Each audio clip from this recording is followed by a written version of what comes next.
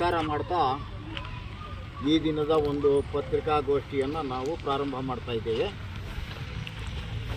ಕಾರ್ಯಕ್ರಮಕ್ಕೆ ತಾವೆಲ್ಲ ಪತ್ರಿಕಾ ಮಾಧ್ಯಮಿದ್ದೀರ, ತಮಗೆಲ್ಲ ನಾನು ಹೃತ್ಪೂರ್ವಕವಾದಂಥ ಸ್ವಾಗತವನ್ನು ಬಯಸ್ತಾ ಇದ್ದೀನಿ. ನಂತರ ಇಲ್ಲಿ ನಮ್ಮ ಸಮಿತಿ ಸದಸ್ಯರೆಲ್ಲ ಬಂದಿದ್ದಾರೆ, ಭಕ್ತಾದಿಗಳು ಬಂದಿದ್ದಾರೆ, ಅವ್ರಿಗೂ ಸಹ ನಾನು ಸ್ವಾಗತವನ್ನು ಬಯಸ್ತಾ ಕಾರ್ಯಕ್ರಮವನ್ನು ನಾನು ಪ್ರಾರಂಭ ಮಾಡೋದಕ್ಕೆ ಈ ಪತ್ರಿಕಾ ಗೋಷ್ಠಿ ಕರೆಯತಕ್ಕಂಥ ಉದ್ದೇಶ ಏನು ಅನ್ನೋದು ನಾನು ಮೊದಲು ತಮಗೆ ತಿಳಿಪಡಿಸಬೇಕು. ನಿನ್ನೆ ಹಳೆ ಅಭಿವೃದ್ಧಿ ಸಮಿತಿ ಸದಸ್ಯರಾದರು ನಾವು 3-4 ಜನ ಸದಸ್ಯರು ಸೇರಿ ಒಂದು ಪತ್ರಿಕಾಗೋಷ್ಠಿಯನ್ನು ನಡೆಸಿಬಿಟ್ಟು ನಾವು ಈ ಹಿಂದೆ ಮಾಡಿರ್ತಕ್ಕಂಥ ಕಾರ್ಯಗಳಿಗೆ ಈಗಿನ ಹೊಸ ಸಮಿತಿಯವರು ಅಡ್ಡ ಬಂದಿದ್ದಾರೆ. ಆದ್ದರಿಂದ ದೇವಸ್ಥಾನದ ನಿರ್ಮಾಣ ಕಾರ್ಯ ನಿಂತೋಗಿದೆ. ಈ ಮೂಲ ಎಲ್ಲಿತ್ತು ಅನ್ನೋದನ್ನು ನಾವು ಪರಿಶೀಲನೆ ಮಾಡಬೇಕಾಗುತ್ತೆ. ಇದ್ದಕ್ಕಿದ್ದಂಗೆ ಸುಮಾರು 2 ವರ್ಷದಿಂದ ಮೌನವಾಗಿದ್ದಂಥ ಹಿಂದಿನ ಸಮಿತಿ ಸದಸ್ಯರು ದಿಢೀರನ್ನೇ ನಿನ್ನೆ ಯಾಕೆ ಪತ್ರಿಕಾಗೋಷ್ಠಿ ನಡೆಸಿದರು ಅನ್ನೋದಕ್ಕೆ ಕಾರಣ ಏನು ಅಂತ ಹೇಳಿದ್ರೆ, ಮಾಜಿ ಶಾಸಕರು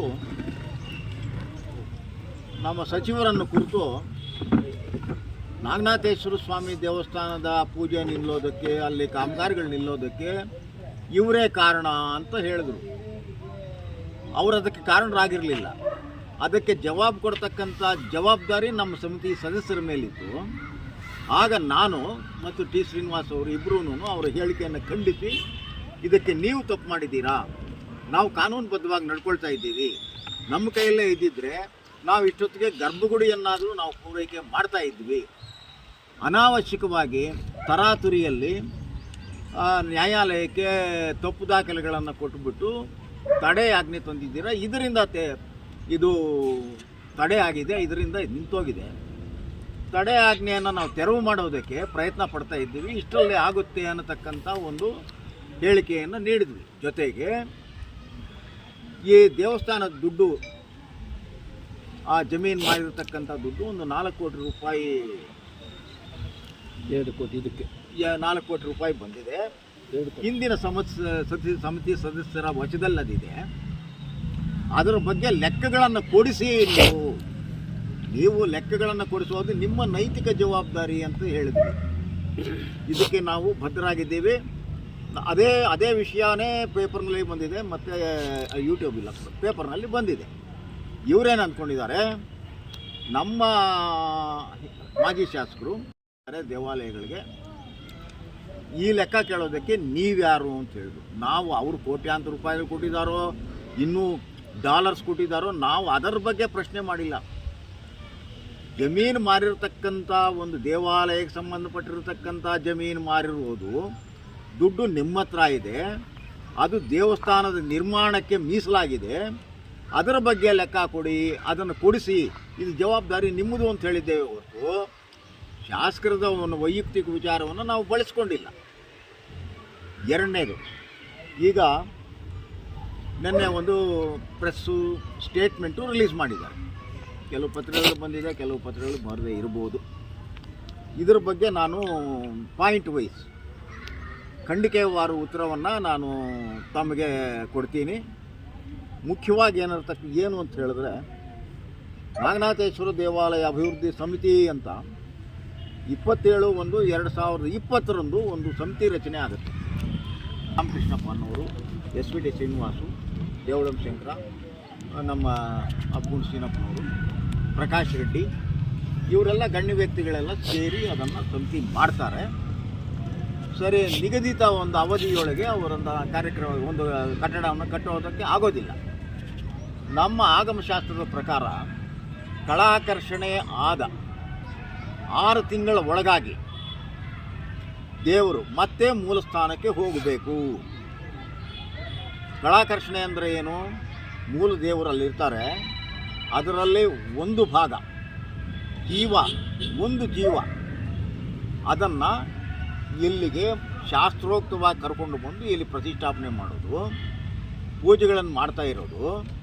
ನಂತರ ಕಾರ್ಯಕ್ರಮ ಏನು ಜೀರ್ಣೋದ್ಧಾರ ವಗೈರೆ ಎಲ್ಲ ಆದಮೇಲೆ ಮತ್ತೆ ದೇವರನ್ನು ಅಲ್ಲಿಗೆ ಕರ್ಕೊಂಡು ಹೋಗಿ ಯಥಾಸ್ಥಾನದಲ್ಲಿ ಇರಿಸೋದು. ಇದನ್ನು ಕಳಾಕರ್ಷಣೆ ಅಂತ ಮಾಡ್ತಾರೆ. ಈ ಕಳಾಕರ್ಷಣೆ ಆಗಿ ಸುಮಾರು ಅವರು ಹೇಳ್ತಾರೆ 8/12/21 ಈ ದಿನಾಂಕದಂದು ಕಳಾಕರ್ಷಣೆ ಮಾಡಿದ್ದೀವಿ. 6 ತಿಂಗಳಿಗೊಂದ್ಸಲಿ ಮತ್ತೆ ನವೀಕರಣ ಮಾಡಬೇಕಾಗಿತ್ತು, ನವೀಕರಣ ಮಾಡಿಲ್ಲ. 6 ತಿಂಗಳಾದ ಮೇಲೆ ನೀವು ನವೀಕರಣ ಮಾಡಿಲ್ಲದೆ ಹೋಗಲಿ, ಶಾಸ್ತ್ರಕ್ಕೆ ಸಂಬಂಧಪಟ್ಟಂತೆ ದೇವರು ಮತ್ತೆ ಮೂಲ ಸ್ಥಾನಕ್ಕೆ ಹೋಗ್ತಾರೆ.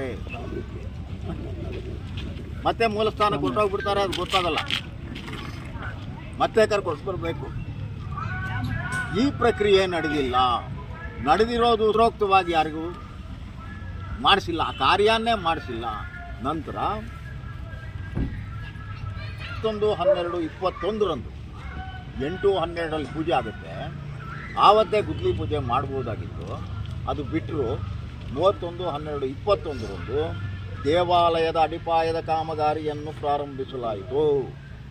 29/12 ಗುದ್ಲಿ ಪೂಜೆ ಮಾಡ್ತಾರೆ. ಯಾರು ಮಾಡ್ತಾರೆ ಏನು ಅನ್ನೋದು ಗೊತ್ತಾಗಲ್ಲ. ಅದಕ್ಕೂ ಒಂದು ಶಾಸ್ತ್ರ ಇದೆ. ನನಗೆ ತಿಳಿದ ಪ್ರಕಾರ ಯಾರೋ ಕೊಟ್ಟ ಮಾಹಿತಿಯ ಪ್ರಕಾರ ಯಾರೋ ಮಾಜಿ ಶಾಸಕರು ಬಂದರು, ಒಂದು ಕಡೆ ಎಲ್ಲ ಗಡಾರಿ ತೆಗೆದುಕೊಂಡು ಅದನ್ನು ಆಗಿದರು. ಎಲ್ಲ ಅನಾಚಾರ ಪದ್ಧತಿಗಳೇ, ಯಾವುದು ಮಾಡಿಲ್ಲ. ಮಾಡೇ ಇದ್ದಿದ್ರೆ ದೇವರು ಇಷ್ಟೊತ್ತಿಗೆ ಅಲ್ಲಿ ಇರೋ ಅವಶ್ಯಕತೆಯೇ ಇರಲಿಲ್ಲ. ಅದು ಮುಗೀತಾಯಿತ್ತು ಕಾಮಗಾರಿ. ಸರಿಯಾದ ಲಗ್ನ, ಸರಿಯಾದ ಗಳಿಗೆ ಎಲ್ಲನೂ ಮೊದಲೇ ಫಿಕ್ಸ್ ಮಾಡಿದರೆ ಇಷ್ಟೊತ್ತಿಗೆ ಈ ರಾಮಾಯಣನೇ ಇರ್ತಾ ಇರಲಿಲ್ಲ, ದೇವ್ರ ಮೂಲದಲ್ಲೇ ಹೋಗಿ ಕೂತ್ಕೊಳ್ತಾ ಇದ್ರು. ಈ ಪ್ರಕ್ರಿಯೆ ನಡೆದಿಲ್ಲ. ಸರಿ, ಇವರಿಗೆ ಚಿಕ್ಕಬಳ್ಳಾಪುರ ನಮ್ಮ ಉಪವಿಭಾಗಾಧಿಕಾರಿ ಚಿಕ್ಕಬಳ್ಳಾಪುರ ಜಿಲ್ಲೆ ಇವರು 27/1/20 ಒಂದು ನೇಮಕಾತಿ ಪತ್ರವನ್ನು ಕೊಡ್ತಾರೆ, ಆದೇಶವನ್ನು ಕೊಟ್ಟಾಗ ಹಲವಾರು ಷರತ್ತುಗಳನ್ನು ಹಾಕಿರ್ತಾರೆ. ಅದರಲ್ಲಿ ಆ ಪೈಕಿ ಮುಖ್ಯವಾದಂಥ ಷರತ್ತುಗಳನ್ನು ನಾನು ತಮ್ಮ ಗಮನಕ್ಕೆ ಮಡಿಸ್ತಾ ಇದ್ದೀನಿ. ಅದರಲ್ಲಿ 6ನೇ ಷರತ್ತು ಏನೇನು ಹೇಳುತ್ತೆ ಅಂದರೆ, ನಾಗನಾಥೇಶ್ವರ ದೇವಾಲಯವು ಪೂರ್ವದಲ್ಲಿ ಯಾವ ಸಾಂಪ್ರದಾಯಿಕ ಶೈಲಿಯಲ್ಲಿದೆಯೋ ಅದಕ್ಕೆ ಧಕ್ಕೆ ಮತ್ತು ವ್ಯತ್ಯಾಸ ಆಗದಂತೆ ಸಂರಕ್ಷಿಸಿ ಅಭಿವೃದ್ಧಿಪಡಿಸಬೇಕು.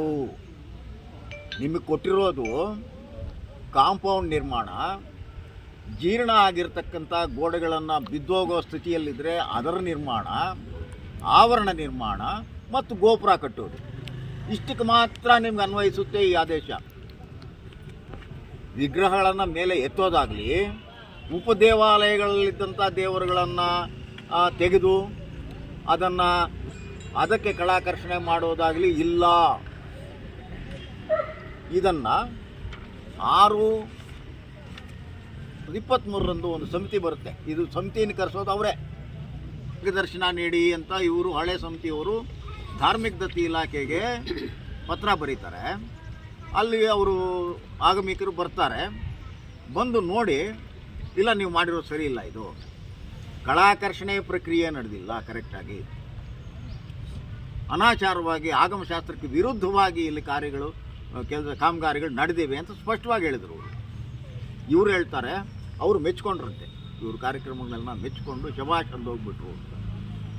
ಮತ್ತು 24/1/2024 ಮತ್ತೊಂದು ತಂಡ ಬರುತ್ತೆ, ತಜ್ಞರವರು ಸ್ಪೆಷಲಿಸ್ಟ್ ಬರ್ತಾರೆ, ಮೀರಾಬಾಯಿ ಅಂತ. ಮೀರಾ ಅನ್ನೋರ ನೇತೃತ್ವದಲ್ಲಿ ಬರ್ತಾರೆ. ಇವರ ಮೇಲೆ ಕೆಂಡಾಮಂಡಲ ಹಾಕ್ತಾರೆ. ಯಾರ್ರೀ ನೀವು ಈ ಕೆಲಸ ಮಾಡಿದ್ದು? ಇಲ್ಲಿರ್ತಕ್ಕಂಥ ಇದು ಹಳೆ ವಸ್ತುಗಳೆಲ್ಲ ಎಲ್ಲಿ ಹೋಯಿತು? ಈ ದೇವಸ್ಥಾನಕ್ಕೆ ಸಂಬಂಧಪಟ್ಟಂಥ ಏನೇ ವಸ್ತು ಇರಲಿ ಅದೊಂದು ಕಡೆ ಇರಬೇಕು. ಅದೆಲ್ಲಿ ಹೋಯ್ತು ಅಂತ ಕೇಳಿದ್ರು. ಫಸ್ಟ್ ಹೇಳಿದ್ರು ಅಲ್ಲಿ ಇಲ್ಲಿ ಅಂತ ಹೇಳಿದ್ರು, ಪಾಯಕ್ಕೆ ಆಯಿತಾ. ಅದು ಸರಿ, ಒಳಗಿರ್ತಕ್ಕಂಥದ್ದನ್ನು ಪರಿಶೀಲನೆ ಮಾಡಿ ಇದು ನಡೆದಿರೋದೇ ಅನಾಚಾರ, ಆಗಮಶಾಸ್ತ್ರಕ್ಕೆ ವಿರುದ್ಧವಾಗಿ ಕಟ್ಟಡಗಳನ್ನು ಕಟ್ಟಿರ್ತಾರೆ. ಅಲ್ಲಿರ್ತಕ್ಕಂಥ ಸ್ಥಪತಿಯನ್ನು ಕೇಳಿದ್ರು.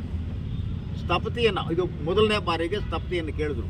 ಮೊದಲನೇ ತಂಡ ಬಂದಿತ್ತಲ್ವ 6/10 ಆವಾಗ ಸ್ಥಪತಿಯನ್ನು ಕರೆಸಿ ಕೇಳಿದ್ರು. ವಿಜಯ್ ಕುಮಾರ್ ಅಂತಕ್ಕಂಥ ಆಗಮ ಪಂಡಿತರು, ಏನಪ್ಪ ನೀನು ಎಷ್ಟೋ ದೇವಾಲಯಗಳನ್ನ ಕಟ್ಟಿದೀಯಾ, ಇದನ್ನು ಯಾಕೆ ಈ ರೀತಿ ಮಾಡಿದೀಯಾ ಅಂತ. ನನಗೆ ಮೊನ್ನೆ ನಮ್ಮ